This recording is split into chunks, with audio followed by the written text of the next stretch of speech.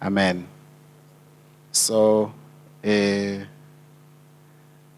niyayikhumbula bazane indzaba lekhona ku-Exodus sahluko 16, indzaba yemana. So, khona lokhu ngichazako lapho lokukhombisa nje ukuthi lokumcoka lekufuna sikunake kakhulu ngilokuthi kushito yena whatever la kushito kuyendeka, whatever la kushito kuyendeka. Uma ngabe sicabanga kakhulu ngetingcondo tethu sikwendeka kanjani, nangabe singadnika leyo challenge leyo asikwemukele ukuthi sidaba confused, but asikwemukele ukuthi vele tingcondo tethu tincane kakhulu because tento takhe nemicabango yakhe isetulu kakhulu. Njengaloku uZulu liphakeme kangaka kunemicabango yethu, imicabango yakhe netento takhe diphakeme kakhulu. Site naloku container ukuthi how can you contain it? Noma ngabe ukuthi inkosi beyingafuna kusibonisa site indlela yokucontainer because mkhulu kakhulu.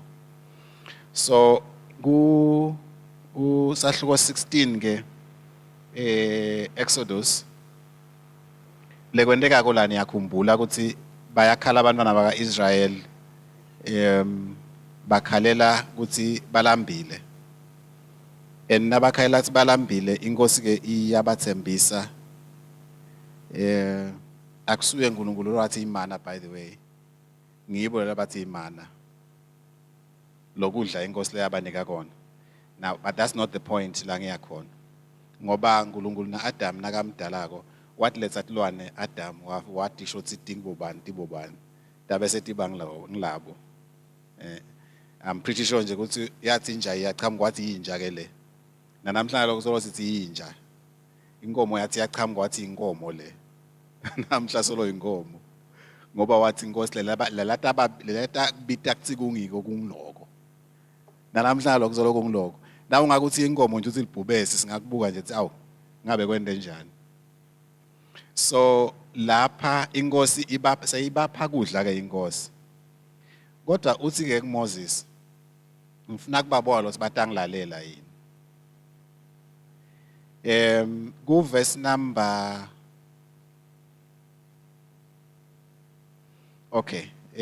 ku verse number sekukhulunywa ukuthi ke bebato kuthatha kanjani lokudla.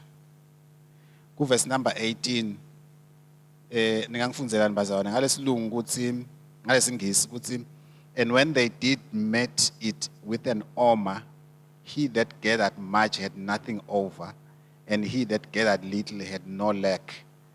They gathered every man according to his eating. So i-commandment lebe bayitholile la ukuthi ku-5 wemalanga bekufute ukuthi nabathatha lokudla bathathe loku enough for lelo langa lelo kungalali, bese kuthi ngalelo langa le-6 bese bathatha lokwanele ukuthi bakudle namuhla nakusasa.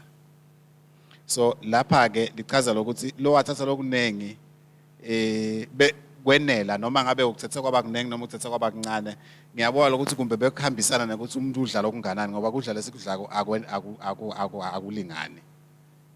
Amen. So uthi ke Moses ku verse number 19, and Moses said, let no man live of it till the morning. Okay.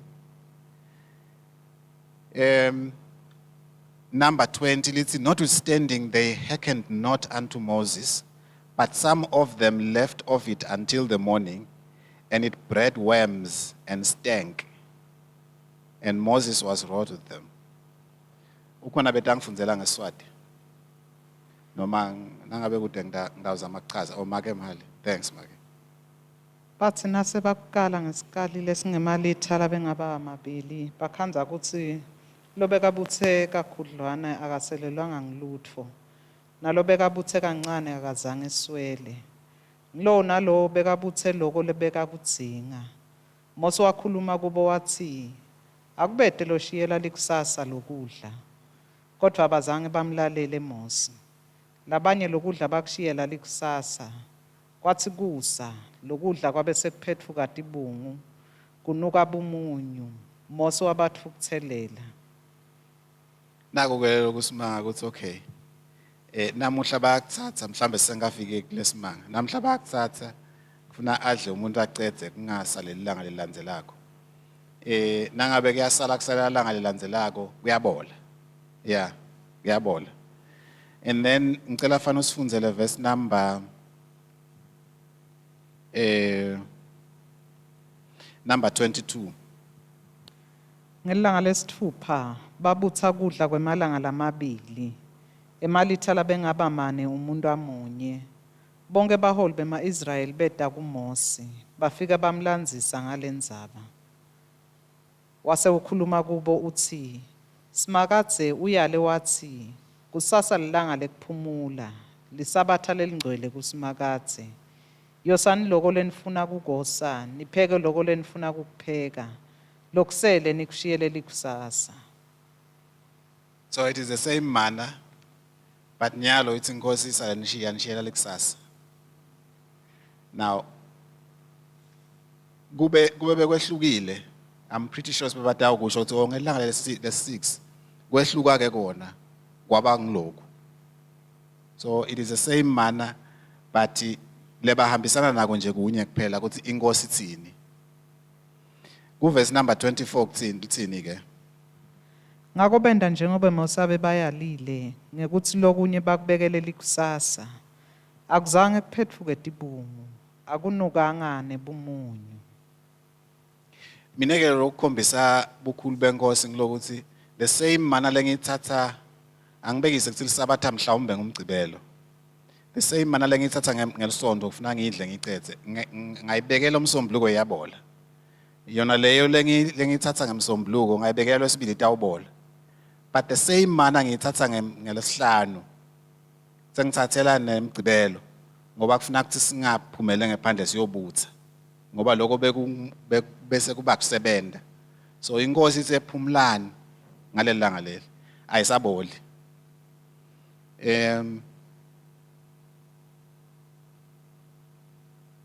Verse number 26 uthini? Or noma funza verse number 25 maka 25 to probably 27. Mose wakhuluma kubo wathi, kudleni lamuhla, ngobe lamhla lisabatha kusimakadze. Ningeke nikutfole ethafeni. Kudla niyakubutha emalanga lasithupha, kodwa ngelanga lesikhombisa lekulisabatha kuyawubade. Ngelanga lesikhombisa labanye abantu baphuma bayawubutha, kodwa abazange batfole lutho. Verse number 26. Verse number 27. Okay. Ngelanga lesikhombisa labanye abantu baphuma bayawubutha, kodwa abazange batfole lutho. Okay. So ngelanga lesi7 khona labayobutha bathola lutho. Okay, angifuni to dwell there as such. Akusiko lokho lengifuna. So kulamalanga lawa bayabutha nabayekela for the following day kuyabola. Nababutha ngelanga lesi6 le manna the same manna ayiboli. And then nako ke lokho kungimangalisa kakhulu ke ngoba la cabangeni kwami labanye benu they are scientists, mina mole social scientist. Labanye benu they are scientists. Baya niyathi ukuthi nangabe ngitawubeka kudla kuyabola. Angathi ke ukuthi yini lengagugi. But na verse number 32 uthini? Mose wakhuluma wathi, simakadze ukhulume wathi, nibolondvolota imana lengagcwala emalitha langaba 2. Niyilondvolotele titukulwane tenu. Kuze tibone kudla lenganondla ngako ehlane nanginikhipha eveni laseGibhithe. 33 make. Mose wakhuluma ku-Aaron wathi, thatha lijeke, ufake emalitha langaba 2 emana uyibeke embi kwasimakadze kuze ilondvolotelwe titukulwane tetfu. Aaron wenta njengoba Mose abeyalwe ngusimakadze, wayibeka embi kwelibhokisi lesivumelwano khona itawulondvoloteka kahle. The same manner abantu benkosi, inkosi ethi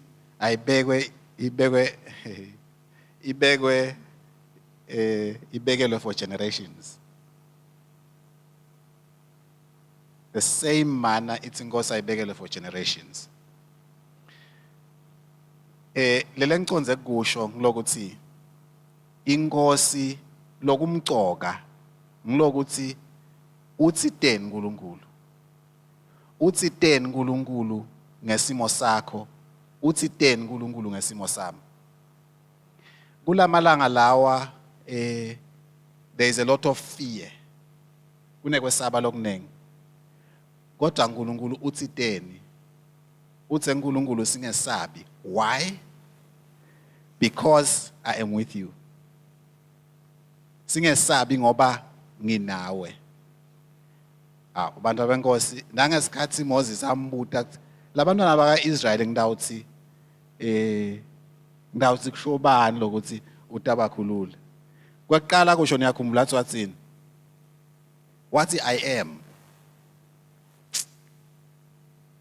Wathi I am. Batshele ukuthi ngimi. Ngiva ngathi usho njalo kusho ukuthi I am ngeSwati.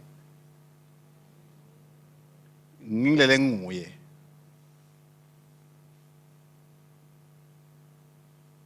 It's not akusi impendulo lengathi injani because vele abetawuthi ungubani because ungilala nguye.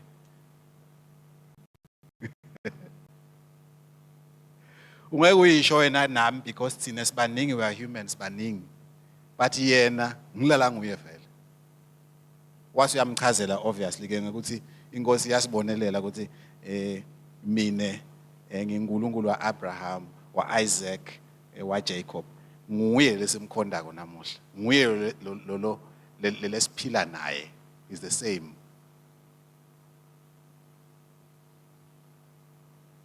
Thina namuhla ngiyaye ngifune from time to time ukuthi khumbuta lithini live la uNkulunkulu. Because letinye into letendeke la ku-Exodus. Nkosi yami. After about 3 days basanza kudumisa uNkulunkulu bantwana bakaIsrael ukuthi ubakhiphe lapha elwandle olubovu. Babona impi yaFaro wendeka ifa lapha eKhatsemandini. After about 3 days bese kude mandi. Bathetha bacomplaina. One would have thought lokuthi kusanza kwendeka. Maybe sisakhumbula. Ngithi ke bazalwane namuhla la I am seeing emandla uNkulunkulu. The same manner uthi uNkulunkulu the first day abayidle bayiceze vele kwabonakala ukuthi yabola. The second day langa le6 nakhona sesivile bazalwane. And then lenye uthi ayibekwe for generations. Wow. uNkulunkulu unemandla ekuthi lesimo lobhekene naso. Lesimo le noma ngabe ngibani ubhekene naso. Even if it's the condition yemtimba wethu. Lokhanze ukuthi inekuchwenza. uNkulunkulu unemandla ekuthi ayilungise. But kufuna sibambelele. Kufuna sibambelele. Kuthi noma ngabe useva lokuthi uyathi lento lena ungathi angiyiva kahle. But uthi ngiyathi lo uthi inkosi ithiteni. Ngibambela kutheni ngiyathi lo uthi inkosi ithiteni. Yake yathi nceke uma ngabe lokuba worried kwakho. Live lenkosi lithi kufuna singakhathateki angisho. Wake wathi I will never forget this. Wake wathi musi lokukhathateka vela kusithi ngalutho.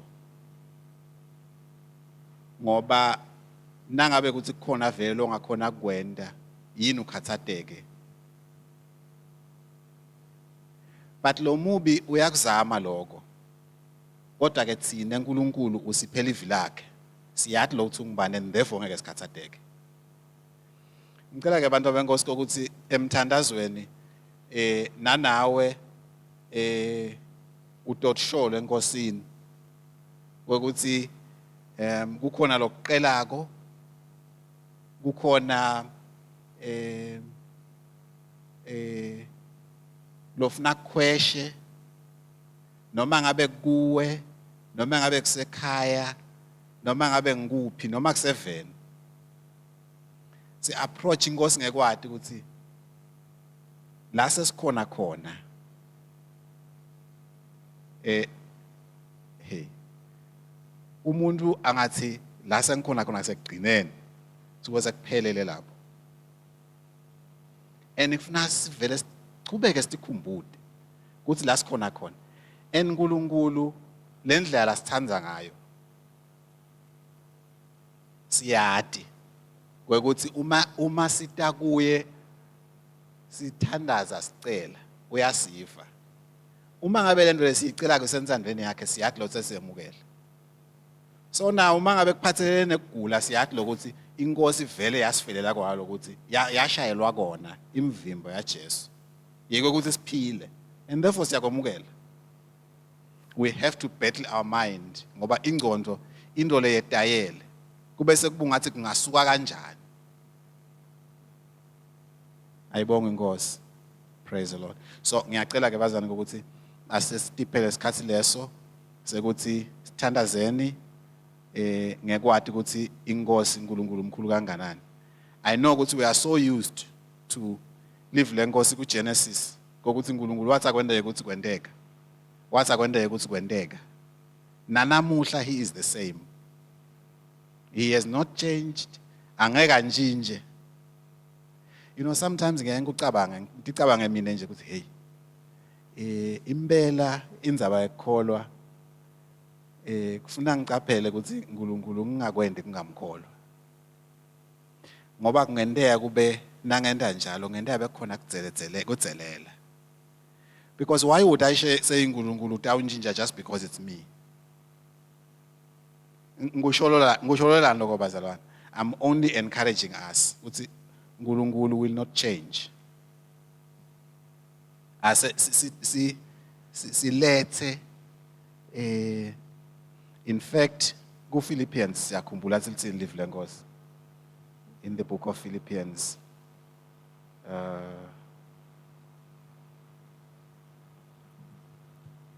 Philippians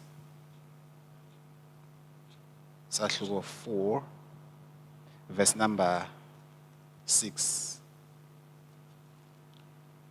Ningakhatsateki ngalutho kepha kuko konke ekuceloteni watatiwe nguNkulunkulu ngekukhuleka nekunxusa kanye nekubonga.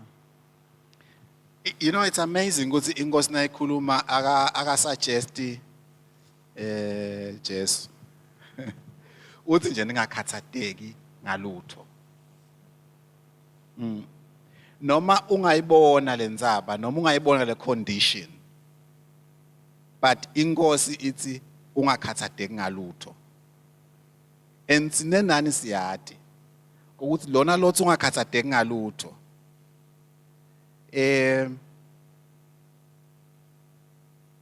ukhulunyiswa ukuthi yena nangabe avulile umnyango kude lo ngawuvala hayi ukuthi abafuni lokuvala bangathanza kuvala so that bato stressa mne nawe but ngeke bakhone. You know kukhona lomunye babe lo wasinziswa at 35 from 8 years old he was a Satanist. Some of you probably niyamati, he's called John Ramirez. Uthi ngalelinye ilanga ongalesinye isikhathi khona lomunye lebeka ngangumzalwane abemenyanyisa yena bebaloya abantu bafe manje abemenyanyisa yabona so he wanted to deal with him so wamloya vele Manje baba bathi uyahlolwa lokuthi lento ayende kwende njani because he's not used to this. Uthi athu ufuna kubala umuntu ungendeke uyabona. So frustrated uhambe yobuta kuSathane abehlana Sathane face to face. Ubuta kuSathane uthi manje kwende njani yini ingende kule nto le. Uthi ke Sathane, the high one said leave him alone. Never mos. Basho njalo bathi akathandi lokho kusho ngibani. Wazi nje wathi uNkulunkulu miyekele, leave him alone. That was enough. Leave him alone. Letinkinga that you are trying to deal with, whether yi problem yasemsebentini, yasekhaya, noma kugula, let it leave you alone. Let it leave us alone. Praise the Lord. Asesithandazeni bantu benkosi with that understanding ukuthi ngubani lona lesi lo kithi nalothando lolukhulu lolungaka. Praise the Lord.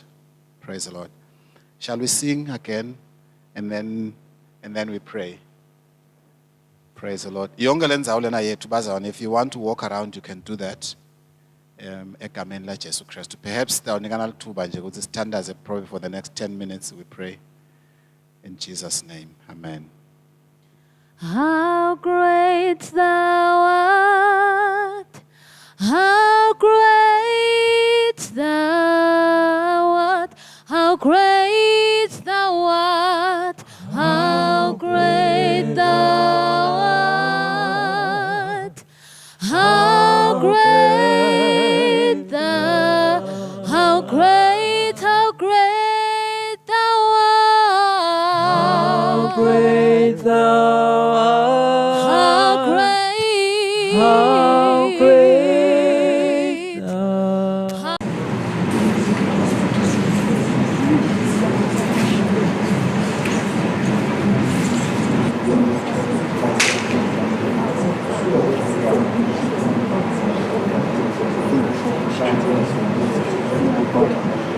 Jesu uthi Petro nganyelanga kude imali ekubhadala ama-taxes. Ngiyakhumbula.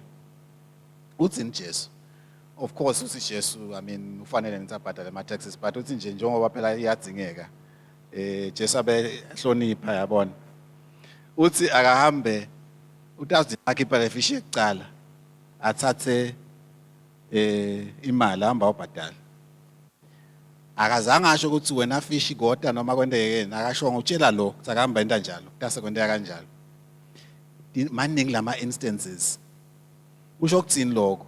Kusho ukuthi inature iyamuva uNkulunkulu. Yena njengaloku athi dethi nasemukele kuphiliso.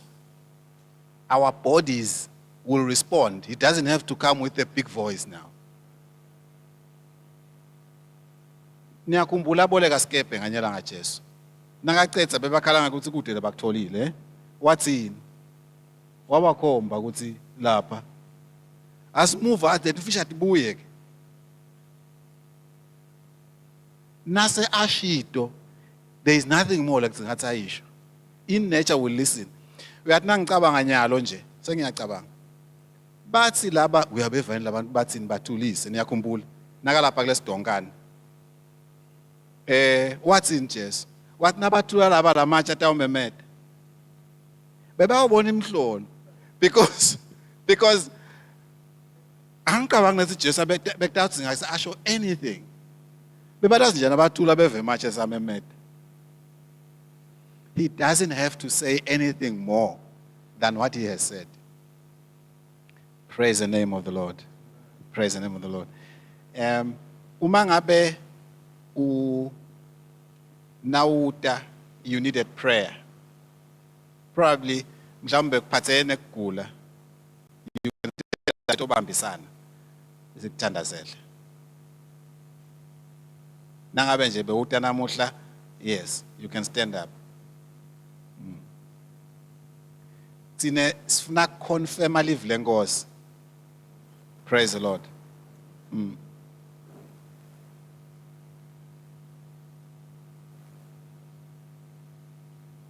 Ukuthi kutonteka kanjani, it's not our responsibility. It's not our responsibility. Ngoba vele ngeke siku-understand lokho. But siyathi lokho ukuthi kutawenteka. Amen. Praise the Lord. Ngicela ke bazalwane ukuthi uma sekukhutha kugula kuhamba sithi nine niyakwemukela. Lengikufunzile ngilokuthi kufuna bese siyamusho lokuthi amen, siyayibonga inkosi. Because live lenkosi ligcwele the word kangaka nje. Those that have not accepted la kushoka inkosi. We understand. So kufuna ukuthi kube khona lokho acknowledge. Ngeke-acknowledge asho ukuthi vele angisho ukuthi anikakusho. Ngisho ukuthi bokusho nyalo. Amen. Yes. Praise the Lord. All right. So ke bantu benkosi ngicela ukuthi enkosini siyathandaza kubo sikhutha kugula ngisho. Amen. Ngicela ukuthi sithandazeni ke together and then sesikhutha kugula kubo nasithi amen nabo baya accept abantu benkosi. Praise the Lord. Babe lolungile siyabonga egameni la Jesu Christ ukuthi ngemvimbo yakho saphiliswa. Siyabonga babe wethu longcole ukuthi washo njalo Nkosi, even from the Old Testament ngobese uvela ushido kwekuthi ngemvimbo yakho sitawuphiliswa. Egameni la Jesu Christ Nkosi, enkosi awukhombi ukuthi ngikuphi lokugula. Uthi wena Nkosi sitawuphiliswa, and you are saying to us ukuthi thina sitawuphiliswa. Nyalo ke Nkosi egameni la Jesu Christ usemukela kuphiliswa with naba bantu abakho lebemile la embi kwethu egameni la Jesu Christ. We semukela lokuphiliswa kwabo in Jesus Christ's mighty name. In the name of Jesus Christ. We accept this healing together. Ngoba simunye uthi tenkosi asibe munye, we accept it together namuhla. Ngegama lika Jesu Christ. And therefore we command every form of sickness. Wena sickness wena, leave now. Egameni la Jesu Christ. Each one of you receive your healing. Receive it now. In the mighty name of Jesus Christ. In the mighty and precious name of Jesus Christ. Yes, we declare peace. We declare peace. Akube nekuthula kusukela nyalo. In Jesus Christ's mighty name. Because it's thatevin lengos. Yes, we bless and glorify the name of the only true God. The great God. The great King of kings and Lord of lords. Thank you, Father. We give you praise. In Jesus Christ's mighty name. Amen. Amen. Praise the Lord.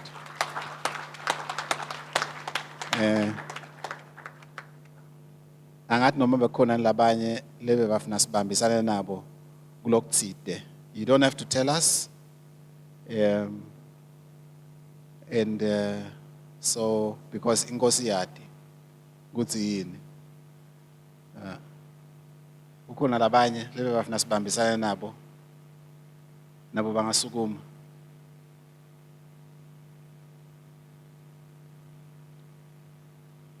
Amen. Kukhona abasukumile bazana ngicela siphinde sibathandazele. There is a possibility ukuthi inkosi itanika ideas. I don't know what are the issues, but nje ngiva ngicabanga ideas ukuthi tokhathi inkosi inike ideas. Umuntu lo wesaba failure angeke aphumelele. You know why? Because kahlehle ngidawuchaza kancane nje briefly. Kahlehle failure is part of success. Why? Because we are realize ukuthi yini lekufuthi ngakwendi as you move towards your success. Angibathi sibaqiniseka kanganani, but sinenge lesikhathi bathi lona lowakha naye ilwanyana idlobo ngathi wazama up to like 1,000 times yini ngiva basho njalo angikake sengu research mina but wazama kaningi na Ford lo babe konje ngibala igama lakhe noma ngiseligama lakhe lo Ford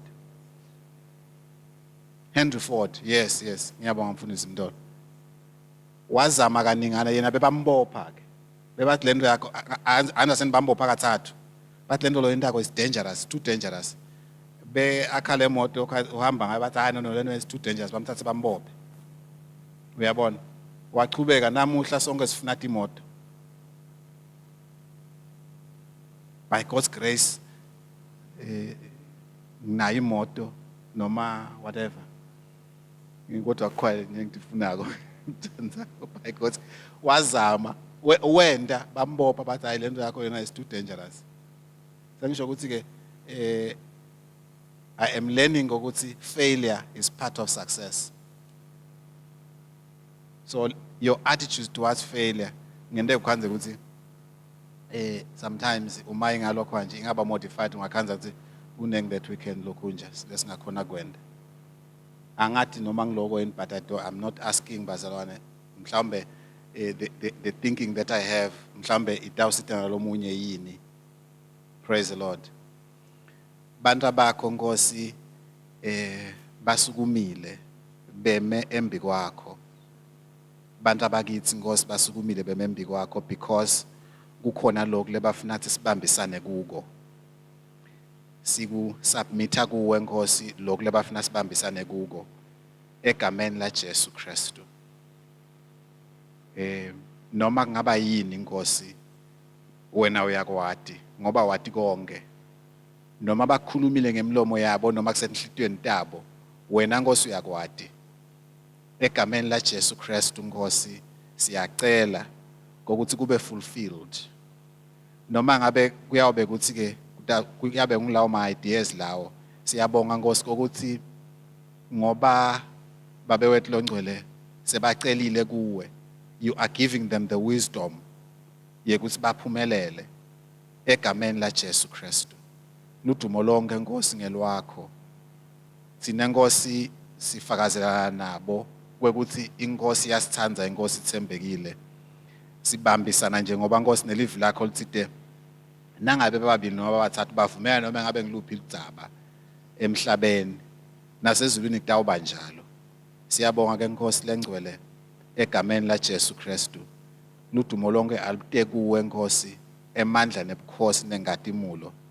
Nalomunye ongakhanza athi Nkosi vela akasukumi ngokuthi mhlawumbe uqabanga ukuthi issue yakhe incane yini noma ukuthi inkulu kakhulu noma kunjani Nkosi.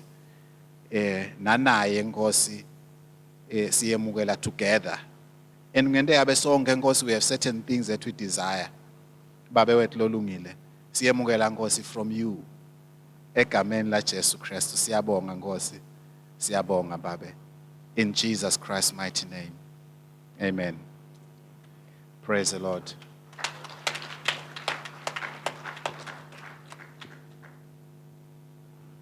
Siyabonga bazalwane. Ngokuthi Nkosi sesi inathi ibe nathi until this far. Ingceku could not be with us namuhla as you can see. But ke bona na Jesu ke bayaye bese bayakhomba ukuthi wena enda kuthi. So let God's will be done. Ngicela ukuthi sithandaze Baba Mduduzi Shabang. Ngicela usithandazele sisavala baba. Praise the Lord. Amen. You can give him the mic. Thank you. Praise the Lord.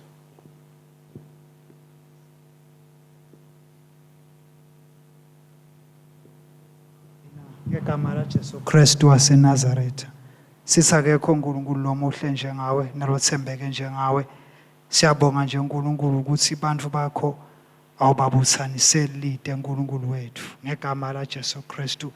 Sesitile ke Nkosi nje saba sebukhoneni bakho babe sakhuleka kuwe babe wethu. Stephen lakho wena we ought to pray always so God tonke timo ngoba sithanaza uNkulunkulu lovako uNkulunkulu besingathandazi nje kumoya but besithanaza uNkulunkulu lokhona egameni la Jesu Kristu. Sibonga kwathi uNkulunkulu Timothy ethu babe setigucukile egameni la Jesu Kristu waseNazaretha.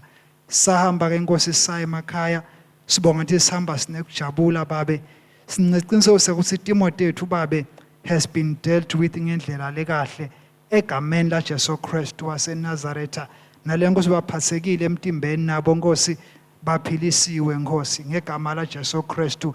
Sibonga nje kwathi ukuthi Nkosi awukaphilisi bona bodwa kepha nemndeni yabo Nkosi nayo iphilisiwe Nkosi nalebe ingekho lapha Nkosi egameni la Jesu Kristu. Kanti nje nilive lethu Nkosi nanalo babe namhlanje ambama siyamemetela Nkosi healing yelive lethu Nkosi egameni la Jesu Kristu. Imigwaqo yethu Nkosi lapho sihamba khona babe sesimemetela healing oh God through the blood of Jesus Christ of Nazareth. Nemadolobha ethu Nkosi aphilisiwe ngegama la Jesu Kristu. Netikolo tethu babe nato tiphilisiwe babe through the blood of Jesus Christ. Leyachitheka eCalvary babe nemango lapho siphila khona uNkulunkulu sesiyayimemetela babe the healing egameni la Jesu Kristu waseNazaretha. Noma ngibani bekakhona babe bekanesicelo babe bekanaso babe sesiyamemetela babe egameni la Jesu Kristu ukuthi leso sicelo babe has been attended ngendlela lefanele babe wethu ngegama la Jesu Kristu. Uphuma Nkosi sinekwethemba ukuthi Timothy ethu Nkosi setigucukile babe egameni la Jesu Kristu. Siyakuphakamisa siyakudumisa babe wena lohlele esihlalo nenceke yakho Nkosi lese sikhuthathile Nkosi emthandazweni nayo Nkosi siyabonga ukuthi babe isitakele iphilisiwe nemndeni wayo egameni la Jesu Kristu now and forever. Amen. Amen. Siyabonga kakhulu bazalwane.